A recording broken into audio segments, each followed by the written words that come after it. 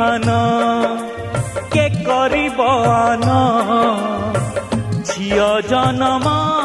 ତ ପର ଘରକୁ ଲୋ ଝିଅ ଜନମ ତ ପର ଘରକୁ ମୁଁ ନିଜକୁ ଏତିକି ଆଜି ବୁଝେଇ ପାରୁନି ମୁଁ ନିଜକୁ ଏତିକି ଆଜି ବୁଝେଇ ପାରୁନି ମୋ ଝିଅ ଲୋ